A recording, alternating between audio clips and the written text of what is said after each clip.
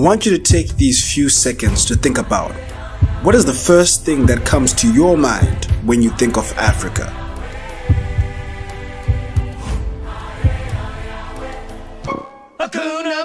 Okay, I get it. Lion King was extremely popular.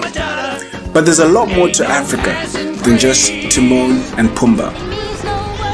For a start, Africa is incredibly beautiful, with sights that can be seen nowhere else in the world. You haven't ever had your breath truly taken away until you visited Africa.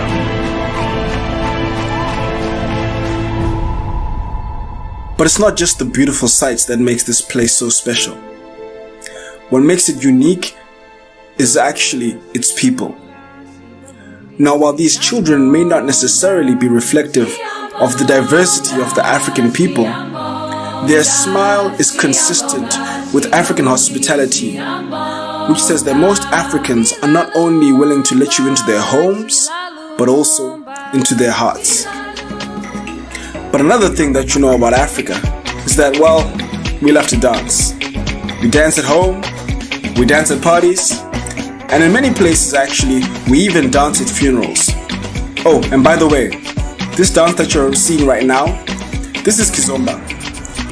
But over and above the beautiful sights and the dancing, Africa has also made significant societal and economic progress over the last few years. And I'll let this gentleman from Al Jazeera tell you a little bit more about that. In different African countries, right? And guess where 4 of the 10 fastest growing economies in the world are located? Not in Europe. Yep, they're in Africa, which of course has issues with poverty and inequality. But let's not forget that 1 in 3 Africans is middle class, and the continent is one of the fastest growing markets in the world for mobile phones. And guess which one of these 2 places is in Africa? Wrong. But all this growth comes from foreign aid, right? That's where most of the money comes from, surely. From Western handouts. Nope, not true. In fact, foreign aid represents only 2% of Africa's total GDP.